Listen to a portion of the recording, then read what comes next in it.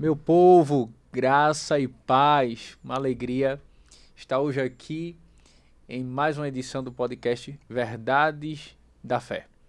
E hoje temos uma alegria tremenda. A alegria aqui é em dose dupla. Primeiro, por estarmos debatendo sobre a nossa fé, a fé da Igreja de Cristo. Segundo, porque hoje tem ao meu lado João Bosco. João Bosco, ex-adventista, que com certeza pelo seu testemunho, pela sua conversão, fará deste momento um momento ímpar para a história desse podcast, também para o meu apostolado digital, também o meu testemunho lá fora, na minha paróquia, junto ao meu povo e também aonde quer que eu possa ir, e também para muitos que estão nos acompanhando. Mas antes de apresentar melhor João, antes de o João tomar a palavra, vamos iniciar rezando com a oração ao Espírito Santo, pedindo para que o Espírito Santo nos conduza neste momento de evangelização, neste momento em que tocamos a essência da nossa vida como cristão, como cristã, uma vida cristã, uma vida na fé, uma vida na fé, uma vida no credo, neste credo tão necessário para o nosso caminho de salvação. Rezemos juntos, em nome do Pai, e do Filho e do Espírito Santo. Amém.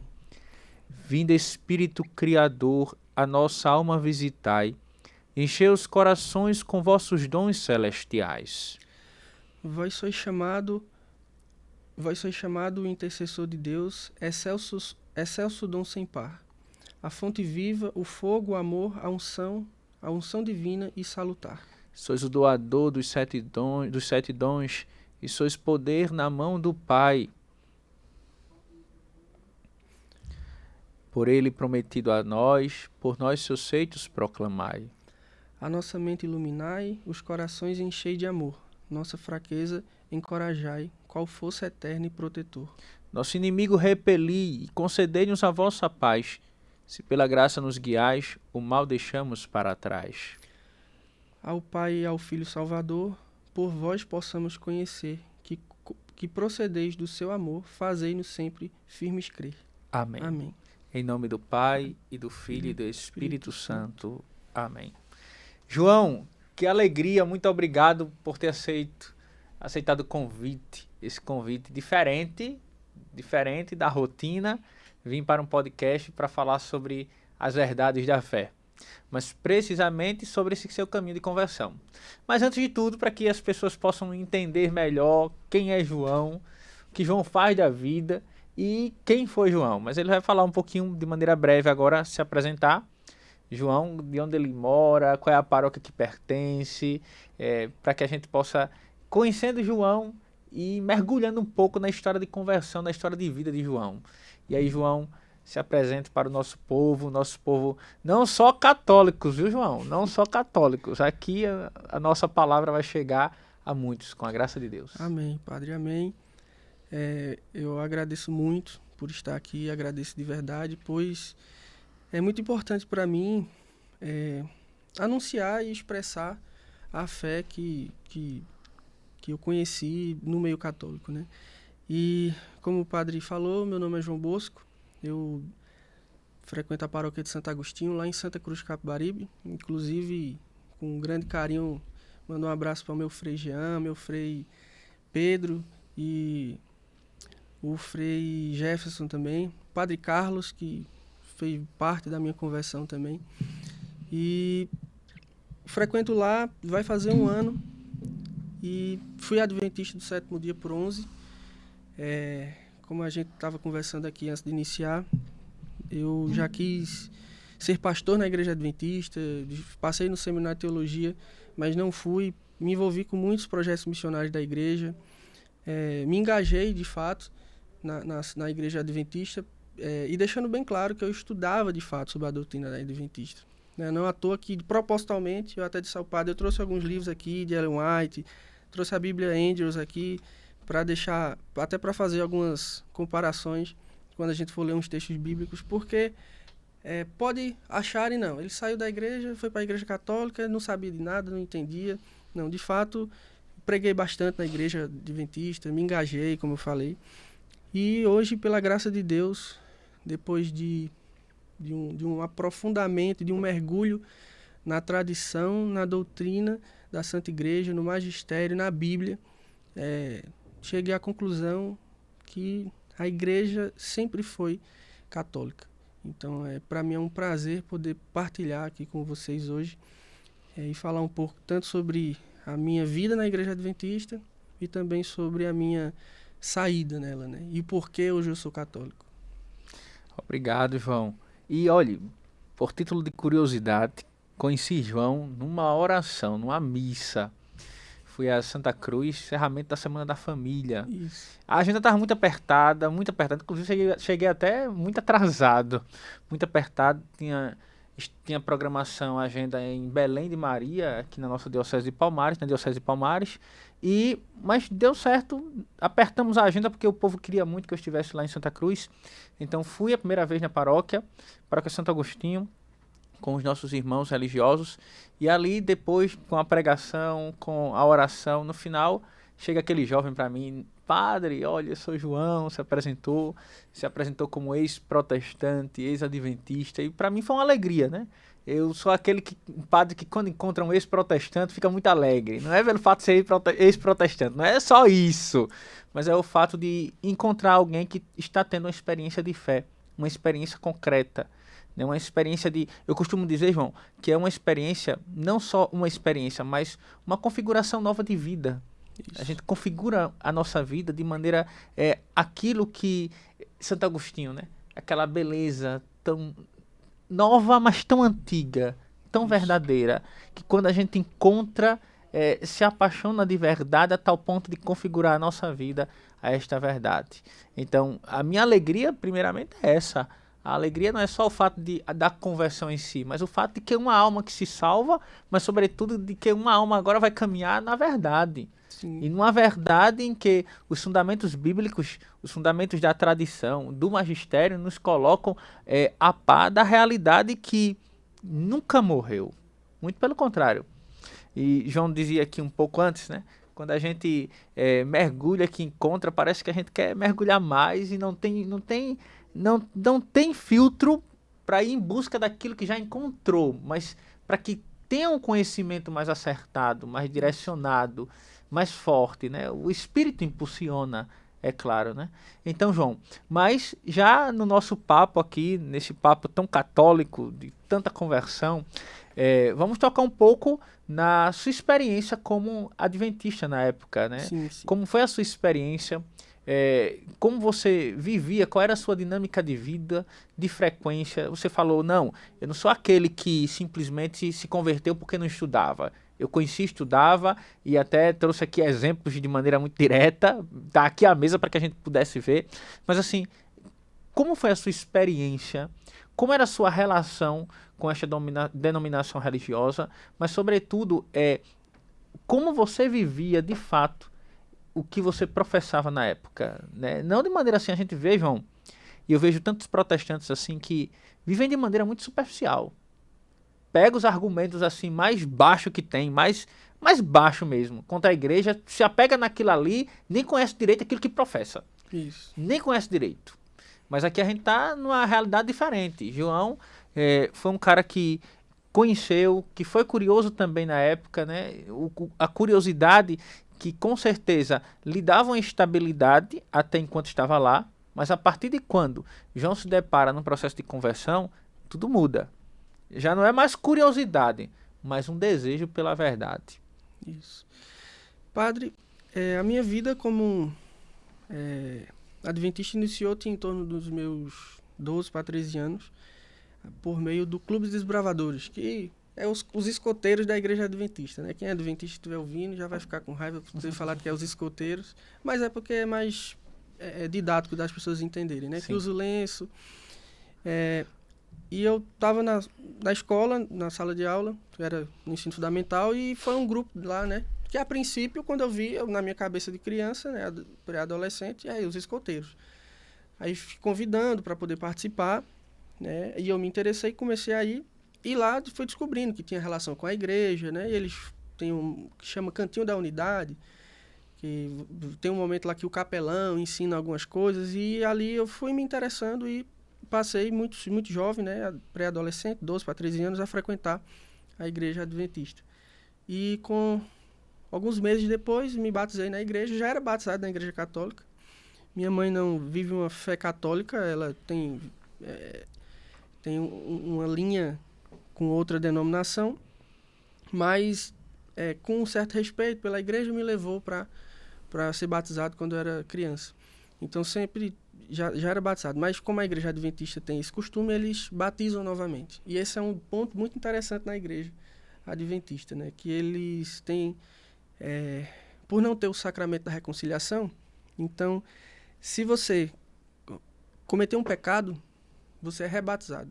Então, a igreja adventista é uma das poucas, para não dizer uma das únicas, que eu já vi, que rebatiza seus membros, né? Porque tudo é simbólico. No final do podcast, né, a gente vai falar mais sobre a Eucaristia, então lá tudo é simbólico. A Santa Ceia, o batismo, não há sacralidade. E é isso que a gente vai descobrindo quando você vai estudando sobre a Santa Igreja Católica. E me engajei na igreja, tive meus momentos, como eu falei com o senhor, antes de a gente iniciar, de ter algumas dúvidas que eu nem sabia que eram dúvidas, né? Eu achava que era falta de fé. Porque você vai para um culto, o que é um culto? É uma reunião de pessoas, ao qual elegem um que prega bem para pregar, às vezes é o pastor, ou às vezes um que é eleito entre os membros ali, sim, que se destaque, se comunique bem para poder pregar. Eu fui pregador por bastante tempo também na igreja adventista. E eu olhava aquilo, chegou um momento que eu olhava e parecia pouco. Parecia que... Eu sentia que tinha algo faltando, mas eu não sabia o que era, eu achava que era falta de fé. Tanto que, como eu disse ao senhor, eu cheguei a ter tantas incompreensões em mim que eu me afastei da igreja algumas vezes e já cheguei a me considerar até ateu nesse mesmo processo, como eu disse ao senhor, né? Eu vivi um ano de ateísmo, né? Não, Deus não existe. Isso antes dos 20 anos, então já tem bastante tempo. Estou com 25. Não que seja tanto tempo assim, né? Mas tem alguns anos. E quando eu fui me aprofundando um pouco mais em alguns estudos, ainda como adventista, não, realmente há sentido em Deus existir, mas eu comecei a romper esse entendimento de sentimentalismo e fé, porque o meu protestante, ele abraça muito a questão de sentimento, de sentir a presença. Eu nunca tive essa experiência de sentir. Para mim, Deus, você consegue tanto senti-lo, também é uma expressão. No nosso meio católico temos os carismáticos que têm esse carisma, né? Mas você também pode encontrar Deus através do estudo da palavra dele, né? Como diz no nosso meio, a gente não ama o que não conhecemos. Ô, João, eu vou às vezes interromper só pra gente entrar em algumas coisas assim que até ajude ou piora a situação por aqui. Falou muito bem aí a questão do sentimento, né? O sentimentalismo emocional na vida espiritual. Meus irmãos, não há sentimentalismo em vida espiritual. Sentimentalismo em vida espiritual é teologia da prosperidade. Isso. Sentimentalismo em vida espiritual é laxismo espiritual. Não há sentimentalismo. Se houvesse sentimentalismo, o nosso Senhor não teria nos dado um segmento da cruz. Onde é que é o sentimentalismo em renunciar a si mesmo e tomar a cruz? Principalmente hoje, num mundo tão líquido, tão vil. O sentimento hoje está à flor da pele, é emoção. O sentimentalismo aqui de emoção não entra na vida espiritual. E você colocou muito bem isso, né? Que há muito no meio protestante. Há muito isso. É mais o sentimentalismo, o emocional, do que Sim. a fé propriamente dita. Se fala tanto das Sagradas Escrituras, mas eu tenho certeza que há mais sentimentalismo e emocional do que a própria Sagrada Escritura. Esta é a realidade. E para nós católicos, você pontuou uma coisa interessante. A renovação carismática. A renovação carismática tem a sua beleza, o seu carisma. E claro, há sim, em alguns momentos, em algumas situações, em alguns lugares, assim, e precisamos ter cuidado. Eu pontuo isso a partir da minha paróquia. Para os meus da Renovação Carismática Católica, qual eu tenho muita admiração pela RCC. Muita admiração, acho que você pode perceber na minha missa. Na minha missa, né, eu acho que tem um termo que usaram, não sei se eu vou me recordar, João, mas tem um termo, viu, meu povo? Disseram que eu era tradismático, uma coisa assim, que é a mistura de tradição com carismático. Isso, tradicionalista carismático. Mas assim, tudo muito dentro do equilíbrio, não ferindo a liturgia da igreja, sim, a essência da igreja, dentro do ambiente necessário. Agora sim, precisamos ter cuidado. E aqui eu falo aos dons, os carismas, e Paulo nos deixa isso muito claro. A diversidade dos dons, dos carismas, e a igreja, quando tocamos nos dons e carismas em que a igreja nos apresenta, nos frutos do Espírito Santo, nós encontramos aqui uma riqueza tremenda. E aí a gente entende por que a igreja é guiada pelo Espírito Santo. Porque a igreja é de verdade forte em cima de tantas situações adversas, de tantas tribulações que a igreja já passou em 2000 anos. E que continua lá. Porque é o Espírito, os dons e carismas, a diversidade dos dons e carismas. Então aí tu tocas agora num assunto muito interessante, que isso pode ser para outro podcast, mas eu vou tocar só um pouquinho. Essa questão do emocional, do sentimentalismo. Sim. E, de fato, a renovação carismática católica é uma beleza tremenda, mas existem algumas pessoas que chegam na renovação e querem misturar as coisas também. Querem misturar as coisas e colocar, às vezes, mais o fato sentimento, o fato emoção, do que o fato oração. E aqui é um dado muito importante para os nossos dias. Eu tenho muito cuidado na minha paróquia. Lá tem um grupo de oração. Esse grupo é vinculado à RCC, à Renovação Carismática Católica, mas ao coordenador e ao grupo de oração deixo muito bem claro. Não tem esse negócio de estar no sentimentalismo, no emocional. Não quero, não permite, estou de olho. A nossa vida deve ser uma vida orante, espiritual, no espírito em verdade, na verdade que emana do espírito. E aquela coisa, a gente não vai para a igreja, a gente não vai para o grupo de oração. Ah, não, eu estou triste, eu vou para o grupo de oração para sair melhor. Não, não é assim. Aí é melhor você ir para um circo, é melhor você ir para outro lugar, vá para um restaurante, vá para casa da sua madrinha, da sua sogra, faça outra coisa, um filme, alguma coisa. Mas não é desse jeito. Então isso é muito bom tocar nesse assunto, porque precisamos entender que o emocional, o sentimentalismo, no sentido intrínseco, etimológico até da palavra, não entra no conceito de vida espiritual. Perfeito, padre. O senhor se colocou perfeitamente e fazendo uma pergunta retórica a quem nos assiste, o que é a missa, né? A missa nada mais é do que reviver o Calvário. Então, a primeira missa foi no Calvário. Então, quando nós vamos à missa, celebrar a missa, a gente está revivendo a presença real de Cristo, né? E isso é até o tema que a gente também vai abordar lá no final, que é a questão da Eucaristia. Então, o católico ele tem que conhecer a fé que ele tem. Ele tem que sair desse campo de simplesmente frequentar e procurar aquilo que ele tem de mais sagrado, que são os sacramentos. E o sacramento perfeito, que é a Eucaristia. Nós temos o sacramento da reconciliação, que é uma coisa que na igreja adventista não tem. Temos o sacramento da crisma, que assim a gente o recebe, e assim como os apóstolos, temos uma força a mais para poder falar de Cristo, e o Espírito Santo já está em nós, mas ele vem com mais intensidade. Mas voltando à questão da vida adventista, eu me envolvi, né, preguei, toquei na igreja, e chegou um momento da minha vida que decidi que eu queria ser pastor. Então, passei no seminário de teologia, não cheguei aí, acabei me envolvendo num projeto que 90% dos pastores adventistas participam, que chama-se Comportagem. Falar de comportagem, como o senhor pontuou aí, seria outra coisa que, se eu fosse escorrer, iria dar outro podcast, porque é um tema bem delicado.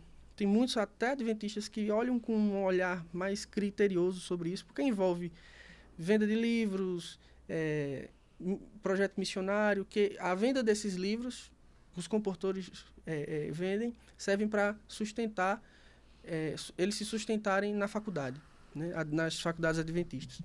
E a maioria deles são orientados até fazer comportagem, porque diz que é um local que forma pastores. Inclusive Ellen White, que tem alguns livros aqui que eu trouxe como exemplo, que é uma profetisa da igreja, né? A igreja adventista tem uma profetisa que se chama Ellen White. Ela tem um livro chamado Comportor Evangelista, né? E aproveitando esse tema de Ellen White, eu queria trazer também uma distinção que o próprio meio protestante o tem. A igreja protestante raiz, ela defende só a escritura, né? Você pega a Bíblia e vai fazer as suas interpretações baseado apenas na Sagrada Escritura. E foi o que Martinho Lutero propôs. E fazendo isso, como eu até disse ao senhor, que eu não acredito em sola escritura, é só a minha interpretação. Porque cada denominação tem a sua interpretação do que é certo. O Eduardo Faria, que foi muito importante nesse meu processo, ele foi pastor presbiteriano.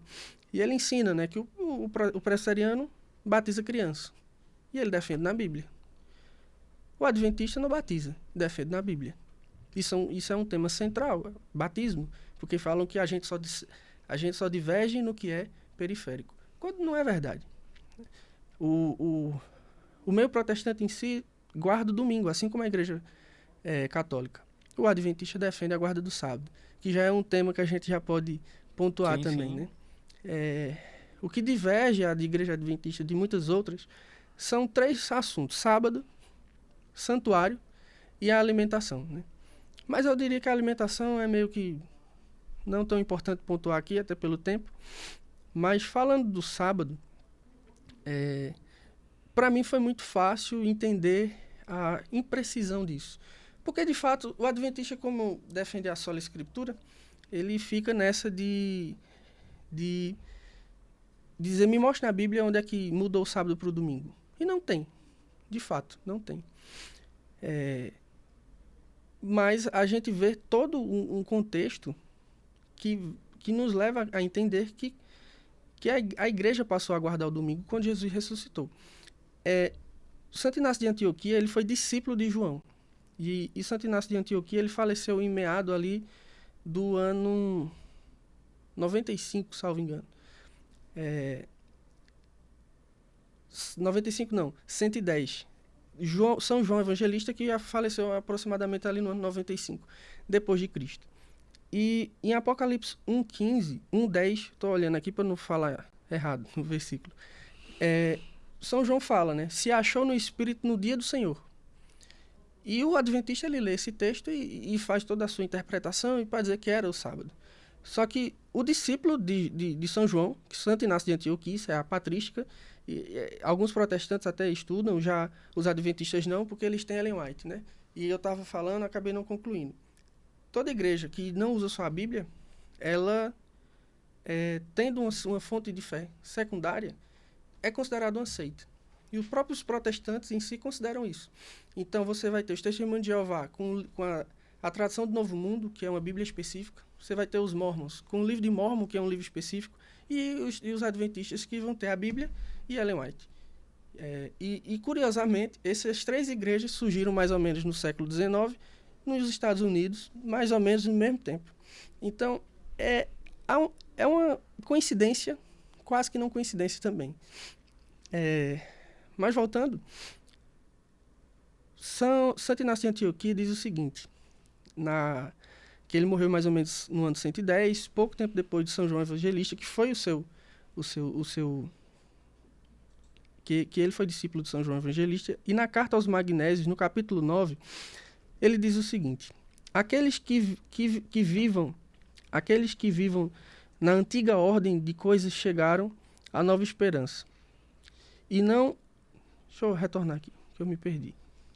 Aqueles que vivam na antiga ordem de coisas chegaram à nova esperança.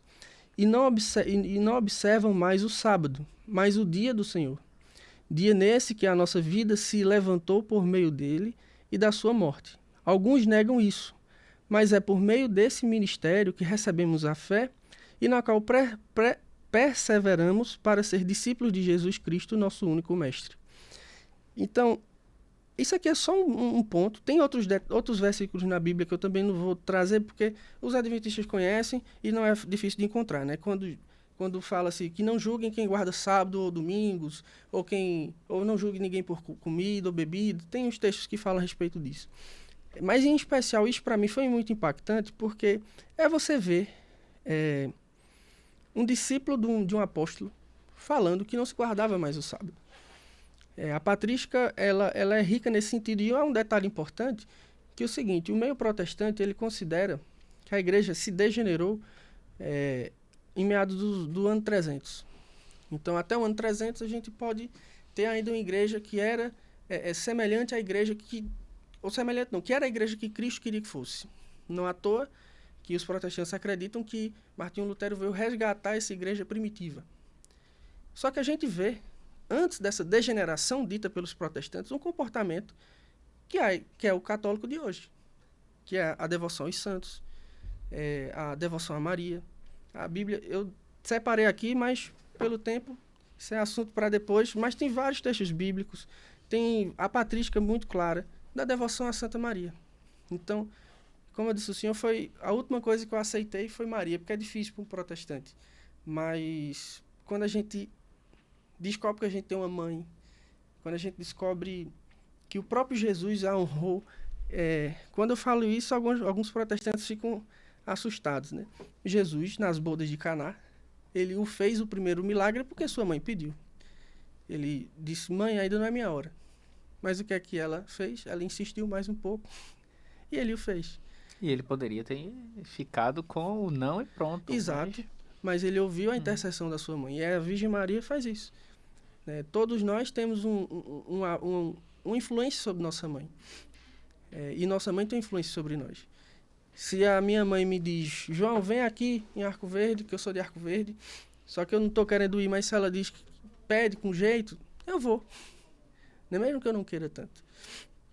Porque é a minha mãe, é a nossa mãe. Eu acredito, João, que toda a experiência de fé, de encontro verdadeiro com Deus, mas sobretudo nesse processo de conversão, quando toca Maria, algo forte acontece. E este algo forte é justamente devido este tudo de Maria em Cristo, no Filho, em Deus. Hoje, dia 8, celebramos a Natividade de Maria. Natividade de Maria. E o Evangelho de hoje trata da raiz de Cristo. Essa linhagem judaica, de maneira mais precisa, nasceu de Maria. Essa mulher que foi preparada, apartada, preservada para ser a mãe do Filho de Deus. Então, só os fatos que a tornam mãe do Filho de Deus já diz tudo. E depois, eu desafio aqui qualquer pessoa de verdade, de alguma denominação cristã ou não cristã, independente, que faça um estudo sério, intenso, sobre a vida de Maria e não se converta de verdade. Sim. Não tem como. Nós encontramos aí em Maria a onipotência de Deus, os atributos divinos não nela, mas sobre Maria. Porque a pessoa diz assim, não acredito na Imaculada, no dogma da Imaculada. E aí, depois a gente é necessário até um podcast para falar dos dogmas. E teremos um convidado, um padre dogmático que virá aqui para a gente debater os dogmas marianos, que é uma riqueza para a nossa fé e que verdadeiramente nos coloca no caminho de salvação, nos aponta esse caminho necessário. E se a gente fala da Imaculada, não aceito ela como Imaculada, não aceito ela como pura, não aceito como... Veja, o perigo. Não aceitar a Imaculada Conceição, a pureza, a virgindade de Maria, é você desacreditar do poder de Deus, da onipotência de Deus. Ora, onde está a onipotência de um Deus que tudo pode fazer? Onde é que está esse atributo? Então, se você desacredita deste poder, desta ação direta de Deus na vida de Maria, você está literalmente indo de encontro à ação do Espírito. E se vai de encontro à ação do Espírito no poder de Deus, acabou-se a sua vida, querido. Você não tem nada a ver com Deus. É do inferno para lá. Porque você está literalmente se colocando numa ação de condenação. Porque você está negando o poder de Deus e a ação do Espírito. Imagine. Então, não tem muita coisa o que dizer. Eu acredito, João, por isso que é muito interessante você tocar nesse assunto de Maria e de como te leva também a este processo de conversão e de maturidade de fé. Mas, sobretudo, hoje em dia, eu acredito que nós não estamos mais numa época de justificar por que tem Maria na igreja. Isso. Nós estamos numa época de discutir os dogmas marianos para que o nosso povo, para que a gente tenha cada vez mais uma certeza daquilo que prega, dessa essência mariana que há na vida da igreja. Isso é muito belo. Hoje, celebrar a Natividade de Maria, a igreja, na sua tradição, é de uma riqueza tremenda. O Evangelho de hoje nos aponta esta linhagem de Jesus, mas, sobretudo, Maria como aquela que não só aquela que deu a luz, não só aquela que trouxe o Salvador, mas o seu testemunho de vida. Sim. Como ela foi obediente. E como ela foi e é instrumento de Deus. Caná, os pés da cruz, o instrumento de Deus na vida da humanidade, Maria. Eu acredito que Maria é esta humanidade tão nossa, que quanto mais nos aproximamos dela, tanto mais a gente sente o quanto a nossa humanidade precisa de Cristo. Sim. Qualquer protestante que, de forma sincera, se debruçar sobre o estudo, ele, no mínimo, vai se questionar se está no local certo. Porque, como eu tinha dito, eu separei alguns textos, e um texto que eu gosto bastante, que está em 2 Tessalonicenses 2,15. Deixa eu ver se eu estou aqui. Isso. 2, o verso 15. E diz o seguinte: portanto, irmãos, ficai firmes. Deixa eu vir para cá por causa do microfone. Portanto, irmãos, ficai firmes, guardai as tradições que vos ensinamos oralmente ou por escrito. Eu estou lendo aqui a tradução a Bíblia de Jerusalém. Eu trouxe aqui a Bíblia que tem a tradução Almeida Revista Atualizada, para fazer um paralelismo, mas para ser mais objetivo, quem quiser pode ler também na sua tradução aí, protestante, que você vai encontrar um sentido semelhante a esse.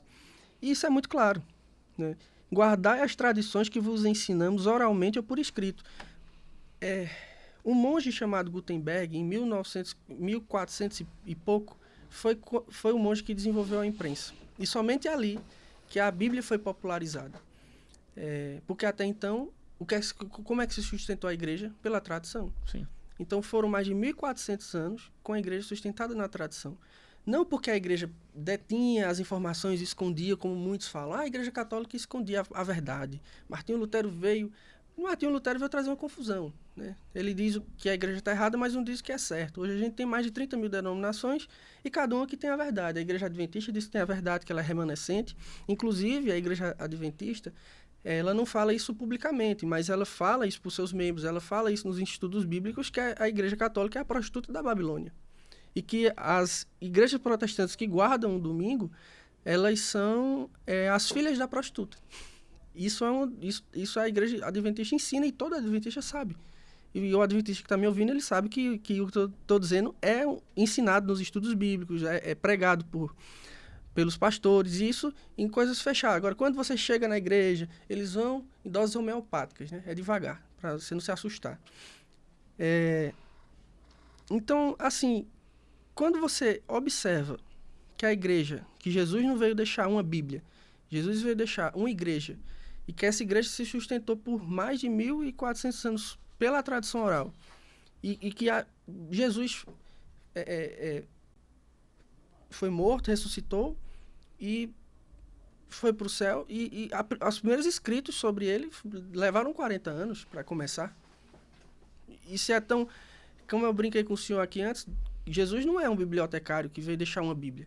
Ele veio deixar uma igreja. Essa igreja santa, imaculada, uma igreja que tem a autoridade do Papa, que tem a sucessão apostólica. Essa igreja, por 200 anos, decidiu quais são os livros do cânon bíblico. E os protestantes usam, inclusive isso na minha época de adventista, eu não tinha nem noção disso. Eu era tão fechado naquele mundo que eu nunca tinha me perguntado, de verdade, quem foi que escolheu o cânon, os livros da Bíblia.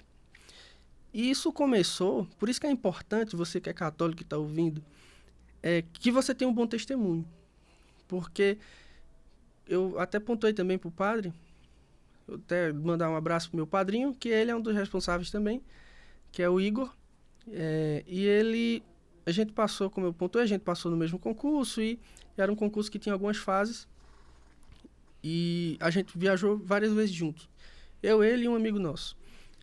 E eu percebi algo diferente nele. Assim, eu era bem adventista à época, mas eu via que tinha um comportamento diferente. Via que era católico, mas não tinha entendido ainda, porque eu vi que ele tinha um textozinho ali, etc. E em uma dessas viagens a gente começou a discutir sobre doutrina de igreja, né? Ele, com muito respeito, defendeu o seu lado. Eu pontuei também algumas questões adventistas. E pela primeira vez eu me senti um pouco sem argumento. Porque realmente a concepção de católico para mim era que não entende, que não estuda, que católico... Eu ficava pensando, meu Deus, como é que um padre é padre? Porque como é que ele defende, como acredito, né, adorar Maria, adorar santos? Quando isso é uma inverdade, né? Quando você estuda de fato, você entende que nos 10 mandamentos não fala da escultura em si, fala de criar ídolos. Ídolos, eu posso fazer um ídolo na minha cabeça e o adorar, né? A imagem de escultura aqui do Padre Pio, que eu trouxe proposital, que ele faz parte da minha conversão, eu tenho uma devoção profunda pelo Padre Pio.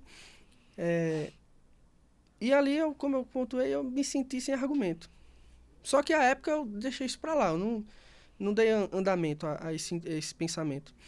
Alguns meses depois, em uma segunda situação específica, eu fui colocado novamente em um contexto de ver um comportamento católico e eu fiquei me analisando, foi outra pessoa, e foi quando eu decidi me aprofundar. Aí, como eu comentei com o senhor, eu propositalmente, como eu já conhecia a versão protestante, eu decidi ver se eu encurtava o caminho. Aí eu procurei no YouTube, eu joguei lá, ex-protestante e agora católico. Porque eu queria ver quais são os argumentos de alguém que fez esse processo, que eu sabia que ia ser mais rápido. E encontrei um canal maravilhoso do professor Eduardo Faria. E ali eu passei a maratonar o canal dele, encontrei um vídeo de um ex-adventista, um abraço aí, João Victor Deboni, que me ajudou muito, me ligava, ele mora nos Estados Unidos, e me ligava, a gente ficava horas conversando, ele me deu várias catequeses ali por ligação, e isso me ajudou muito. Livros que o pessoal me indicava, a gente tem um grupo no WhatsApp, você que é adventista, quer sair, a gente tem um grupo no WhatsApp com mais de 20 adventistas, ex-adventistas, que hoje são católicos. E quem for de outras denominações também pode procurar a gente, que a gente com todo prazer pode estar encurtando esse processo. E ali eu me debrucei, comecei a estudar, comecei a ler, assistir o canal do Eduardo Faria, Lucas Lancaster falando sobre a história da igreja. Encontrei o Padre Leonardo, que a primeira catequese que eu assisti foi lá. Apesar das polêmicas que envolvem eles, mas na época me ajudou, e não posso deixar de falar, do Centro Dom Bosco, ele tem livros, tem vídeos muito bons ali, o canal deles. Não vamos pontuar aqui das polêmicas, estou falando de fato do que tem bons materiais católicos, professores, e me ajudou bastante. E foi pelo testemunho de pessoas católicas que eu despertei a curiosidade. Porque quando eu era adventista, eu achava que eu já tinha a verdade. Só que eu sempre tive essa inquietação. Eu ficava com isso, né? Eu me afastei algumas vezes da igreja porque achava que eu não tinha fé. E hoje eu entendi que o que me faltava era estar em um ambiente que tem a plenitude da fé, que tem os sacramentos. Porque se eu pecar, o mundo não se acabou. Eu tenho um sacerdote que eu vou lá e me confesso. Me confesso e me arrependo, claro, para não pecar novamente. Eu tenho a Eucaristia para ajudar no meu processo de santificação. O Carlos Acuti, que foi canonizado ontem, né, inclusive, ele repetiu e bateu na tecla várias vezes que a Eucaristia é aquilo que a gente deve mais abraçar, mais buscar.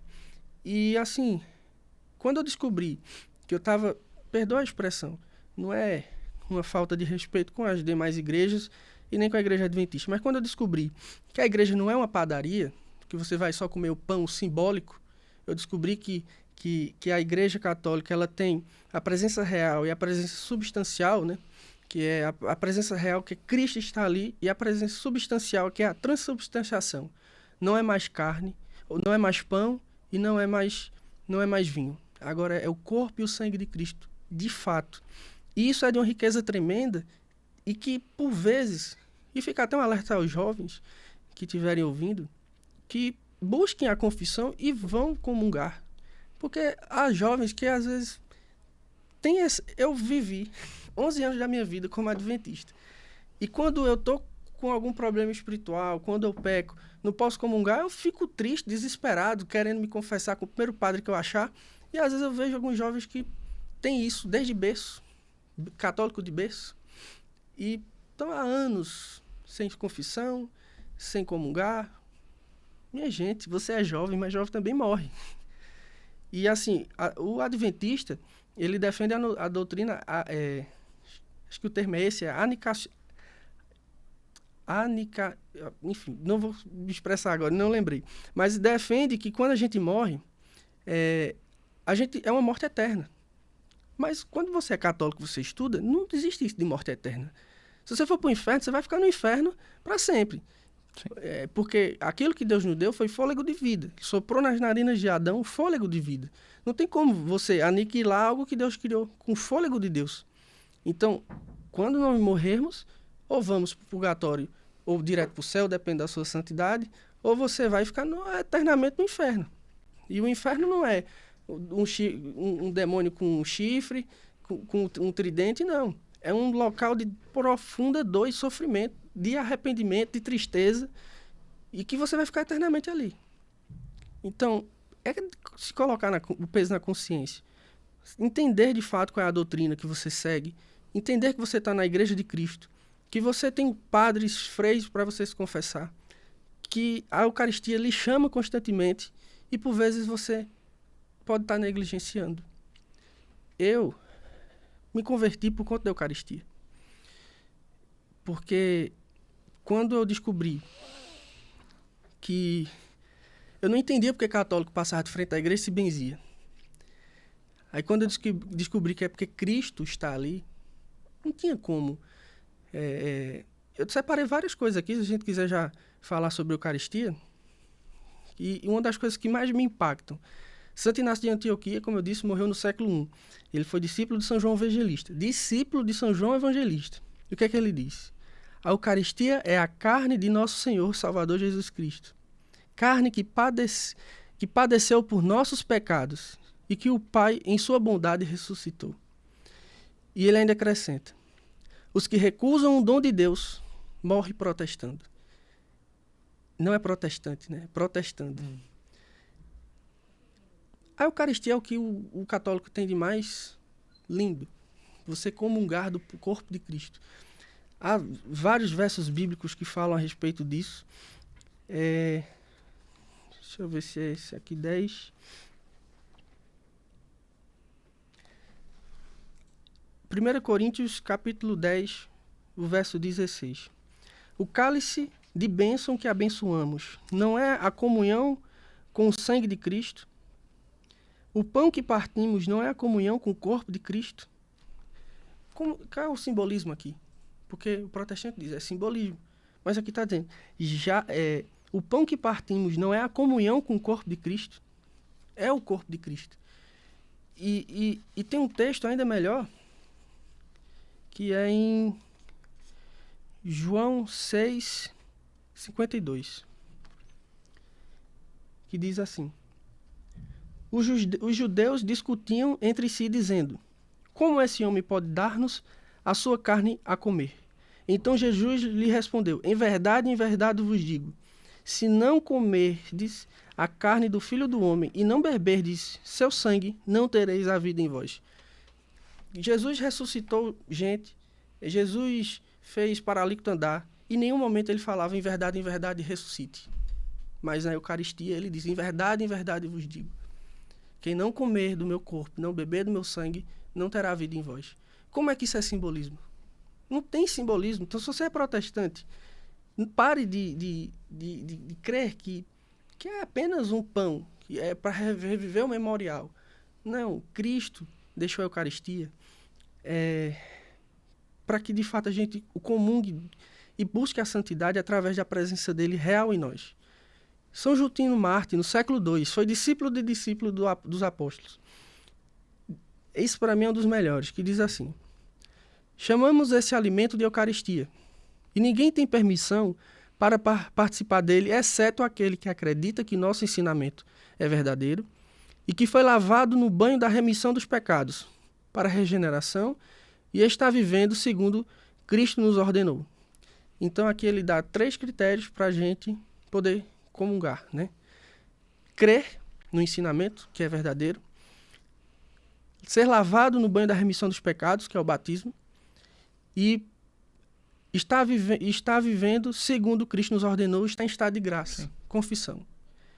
Então, desde o século I, século II, a gente vê a patrística, os apóstolos, os discípulos dos apóstolos nos ensinando a viver em estado de graça, a buscar a Eucaristia, buscar a comunhão. A gente teve situações que era difícil ter acesso à comunhão. Então, hoje a gente tem... Todo domingo tem missa diária, você pode comungar diariamente se quiser. E é muito triste quando a gente vê... outra coisa, só um deverzinho de casa, viu? Para os nossos irmãos protestantes. Hoje, quantos milagres eucarísticos? Sim, eu ia pontuar também. Né? Quantos milagres eucarísticos? Veja, a gente não precisa ir muito longe. A gente não precisa ir muito longe. A gente tem milagres eucarísticos dos tempos atuais. Sim. Em que a gente vê aí os testemunhos dos santos, de tantos milagres eucarísticos. E, de fato, quando a gente toca aí nessa essência criteriosa para se estar em Cristo, nessa comunhão perfeita, olhe, não tem parte com ele aquele que a palavra de Deus é muito clara. Ele é muito claro. Né? Nosso Senhor é muito claro quando diz, não há parte com ele aquele que não comunga deste corpo e sangue. Então, e aqui vem uma atenção muito necessária, seria outro tema, e o nosso tempo está corrido aqui, e a conversa está boa, graças a Deus, a conversa está profunda, mas uma palavra muito necessária para os católicos. Eu não sei como é que existe católico que falta a missa dominical Sim. E fica em paz. Olhe, e nem confessa. Não confessa, e olhe lá, quando há ainda, me perdoe a sinceridade, mas quando há ainda irmãos meus no ministério que se negam quando a pessoa diz assim, não, padre, eu faltei a missa, quero me confessar. Não, meu filho, é só isso. Meu Deus, eu fico olhando assim, são situações, e eu estou expondo aqui um fato que é concreto, porque eu já presenciei esse tipo de coisa, de paroquianos meus ou de amigos meus que disse, eita padre, fui me confessar com o padre, mas não me confessou porque eu disse que ia me confessar porque eu faltei a missa e tal. Peraí, que mundo estamos? Precisamos travar esse combate espiritual, sobretudo nessa vivência eucarística, e sobretudo entender que não, é inconcebível, é inadmissível, não é católico, é um ateu com camisa de santo, é um ateu que entra na igreja católica, aquele que não participa da missa dominical e fica em paz. Sim. Não é católico. E aquela coisa, eu digo sempre na minha paróquia, olhe, se você não participar da missa no domingo, peça a Deus para não morrer em seguida naquela semana, Sim. Porque morre em pecado mortal. Sim. Não, mas padre, não estamos nessa época, não, aqui não é questão de época, aqui não é questão de modernismo, não é questão de época, não é modinha, aqui a questão é a lei de Deus, é o preceito, aqui é uma questão de verdade e de fé. Então precisamos entender esta palavra para os nossos, para os católicos. Não é para os protestantes, porque os protestantes tenham certeza. João pontuou algo, viu? E só abrindo parênteses aqui, você que está nos acompanhando. Na nossa tela tem aí o QR Code das redes sociais do Padre. Nas redes sociais do Padre também você pode encontrar João, porque tem alguns compartilhamentos lá com João. Então, João Bosco, que está também no Instagram, mas nas redes sociais do Padre. Então, você vai lá no QR Code, você que está acompanhando pelo YouTube, e consegue ter acesso ao Instagram do Padre. E tem muita coisa boa vindo por aí, certo? Então, aqui na tela está o QR Code, você acompanha direitinho o padre, a vida do padre, na paróquia mais protestante de Pernambuco, Rio Formoso, meu amor. Eita, Rio Formoso. Paróquia mais protestante, mas o João, é a paróquia mais protestante, a paróquia não, perdão. A cidade, olha o padre errando, isso é um inimigo tentando já. A cidade mais protestante de Pernambuco e a paróquia mais católica no sentido de missão. Amém. Hoje nós estamos num ano missionário lá, João, e que tá uma coisa linda. Já batizei ex-protestantes, estamos num processo de conversão tremendo, assim, de visitação, de visita aos sítios, às comunidades rurais, a periferia da cidade. E o quanto a gente está encontrando, quanto a gente está encontrando a agir de Deus lá, nesta missão. É a cidade mais protestante, mas é a paróquia mais missionária. Amém. Porque eu acho que só se combate o protestantismo com a verdade, com a missão do anúncio do Evangelho. Então, só voltando ao nosso assunto da Eucaristia, então fica aqui um protesto espiritual de zelo ministerial e sacramental para os católicos, que se dizem católicos, mas que não entendem ainda a riqueza que há em vossa vida, que é a Eucaristia. Se ligue, meu irmão. Se ligue. se ligue que o inferno às vezes não, o inferno sempre é mais perto do que o céu, porque ele tem sempre o caminho mais fácil. E uma das coisas que o inimigo mais usa contra nós, para nos condenar, é este laxismo espiritual na vida sacramental. Se ligue. Mas, João, eu acho que a gente já está chegando ao fim. Eu acho que o tempo já está se prolongando bastante, graças a Deus. E é muito belo ouvir seu testemunho, né, sua palavra de experiência do que você viveu como adventista, esse processo de conversão, o quanto você entende hoje das verdades da nossa fé, da fé católica, apostólica romana. Mas eu quero fazer uma pergunta nesse momento em que já tratamos também dessa experiência eucarística, como você pontuou muito bem, da patrística, as Sagradas Escrituras, a sua própria experiência. Eu quero fazer aqui uma pergunta sobre São Padre Pio. Trouxe a imagem de Padre Pio. O padre pode colocar aqui. O Padre Pio é bem-vindo. É um santo que tem, desde a sua vida ministerial até os dias de hoje, tem atrapalhado e derrubado muito os planos do inimigo na vida de muitas pessoas. E a testemunho de vida de São Padre Pio eu tive a graça de São Giovanni e ter lá esse contato com o corpo, com o corpo de Padre Pio foi um momento assim singular. Não tem como. Eu vou lhe confessar uma coisa, João. Sempre acreditei, né, em incorruptibilidade, em corpo incorrupto, preservado, alta preservação do corpo, como temos agora Carla Cutis também, nesse testemunho da preservação do corpo dele.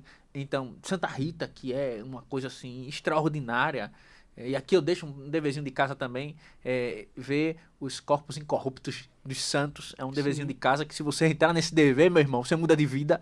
Você que é protestante, você larga tudo isso e vai viver o novo de Deus. É um milagre eucarístico.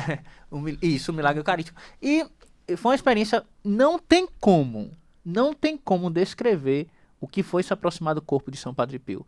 Mas aí a pergunta, pra gente fechar com chave de ouro, esse testemunho, eu quero saber qual é a tua relação com Padre Pio, tanto os devotos de Padre Pio, e os curiosos que estão por aí também. É uma oportunidade de conhecer Padre Pio e entender como Deus agiu na vida dele e que pela vida dele pode agir na sua, como agiu na vida de João, por exemplo.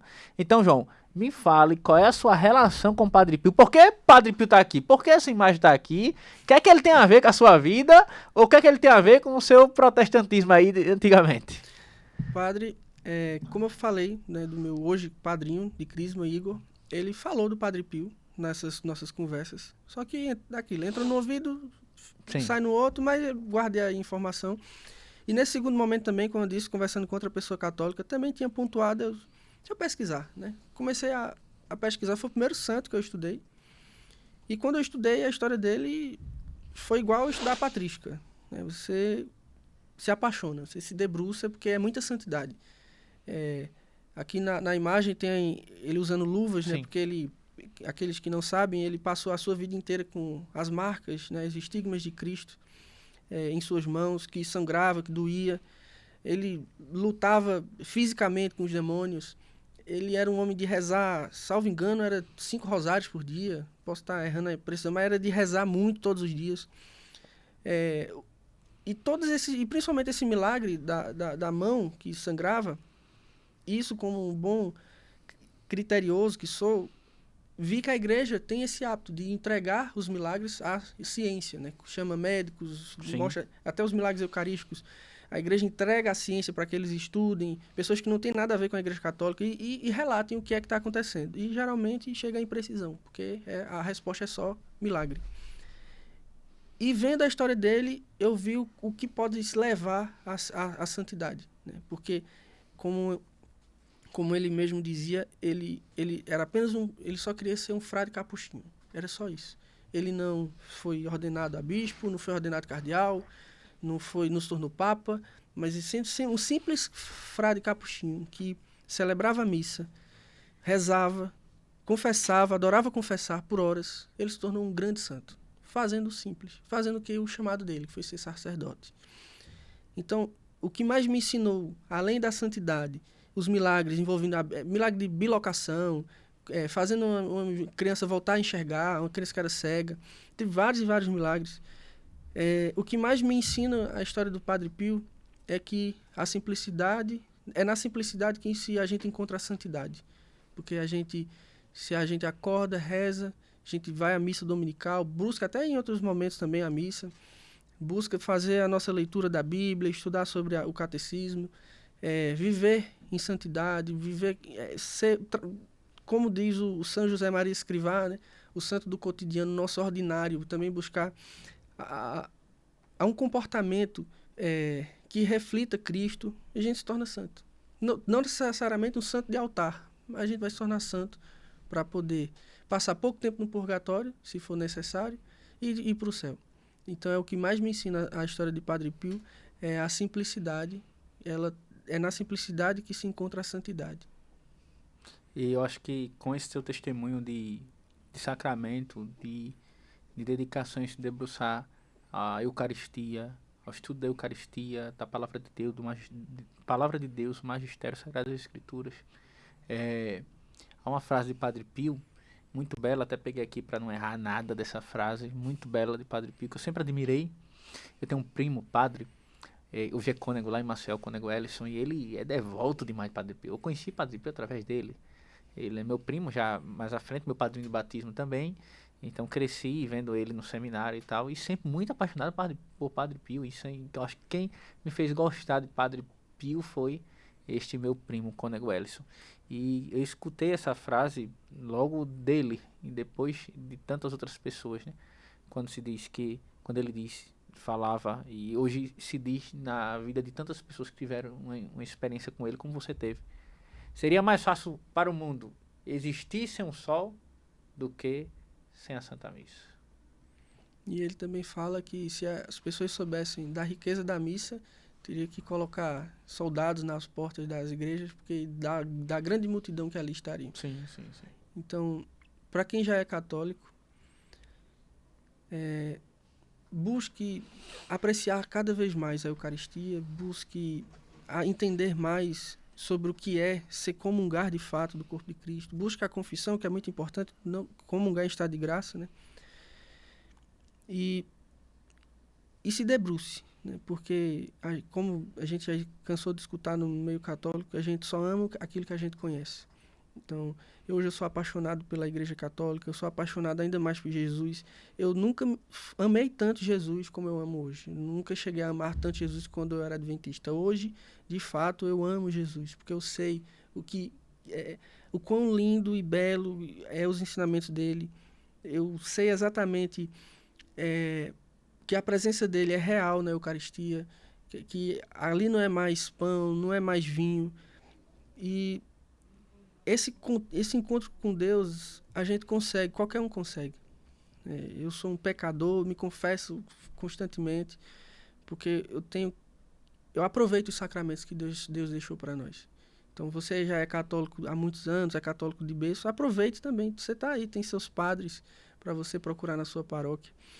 Você tem a comunhão constantemente para receber. E a gente tem que valorizar isso.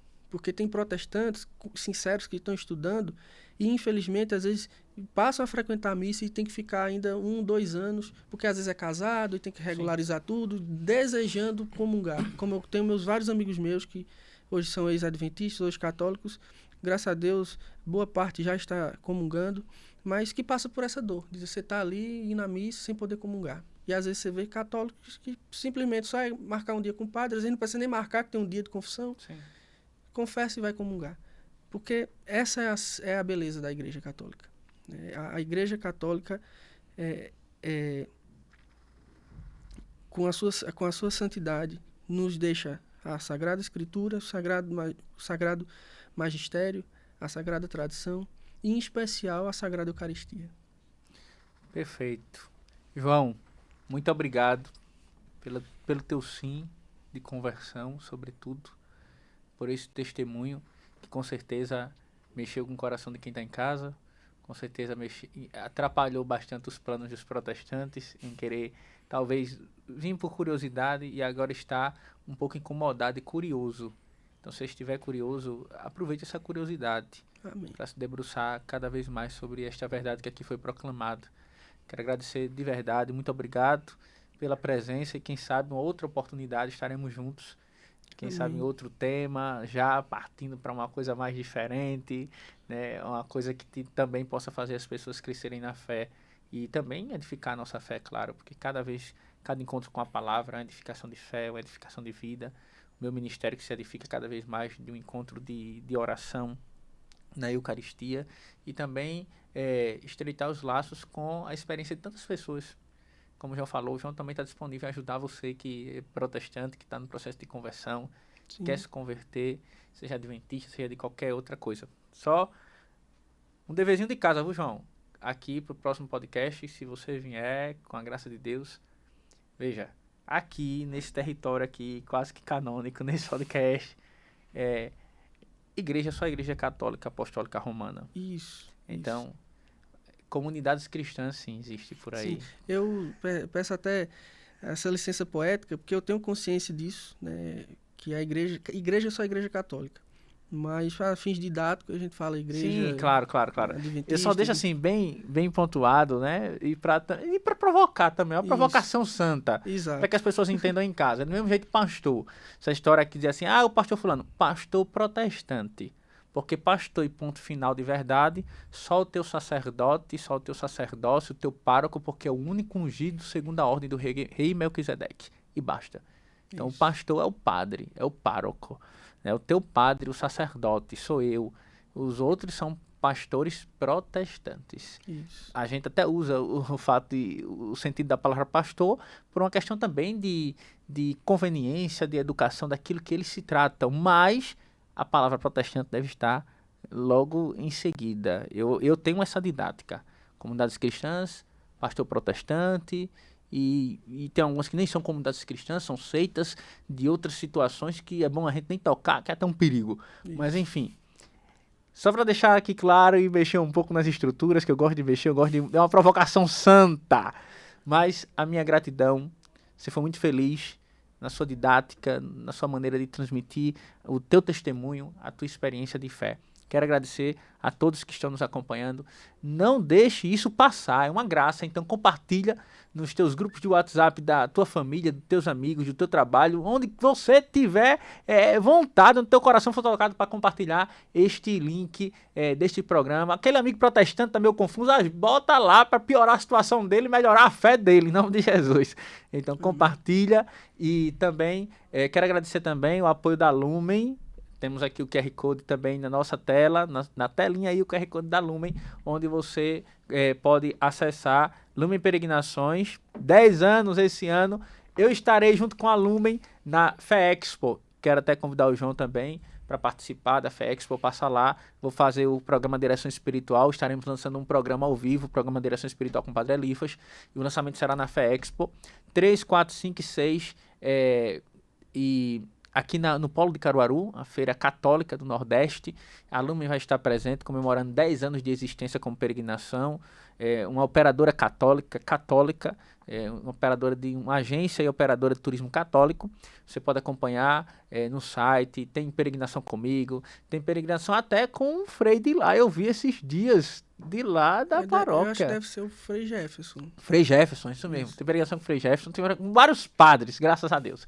Então você pode acompanhar lá, agradecer o apoio da Lumen nesse podcast e também Fé Expo, estarei lá com o Fórum do Turismo Religioso, falando da importância do turismo religioso. Você que é leigo, que quer ser um agente de turismo religioso, passa lá na Fé Expo, que vai ter um dia do Fórum. O Fórum vai estar sendo lançado esses dias e vai ser muito legal, muita coisa boa, graças a Deus.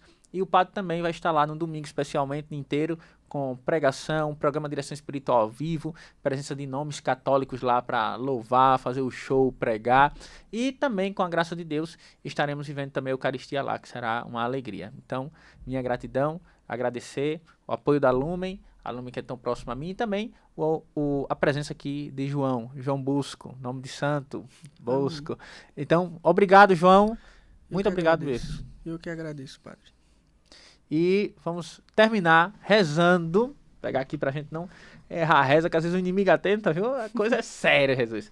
Vamos terminar rezando o credo niceno, pedindo a fortaleza, a graça do Espírito para permanecer sempre firme na fé católica, apostólica, romana, a fé de Cristo. Creio em um só Deus, Pai Todo-Poderoso, Criador do céu e da terra, de todas as coisas visíveis e invisíveis. Creio em um só Senhor, Jesus Cristo, Filho unigênito de Deus, nascido do Pai antes de todos os séculos, Deus de Deus, luz da luz, Deus verdadeiro de Deus verdadeiro, gerado, não criado, consubstancial ao Pai. Por ele todas as coisas foram feitas, e por nós, homens, e para a nossa salvação, desceu dos céus. E se encarnou pelo Espírito Santo, e no seio da Virgem Maria se fez homem. Também por nós foi crucificado sob Pôncio Pilatos. Padeceu e foi sepultado.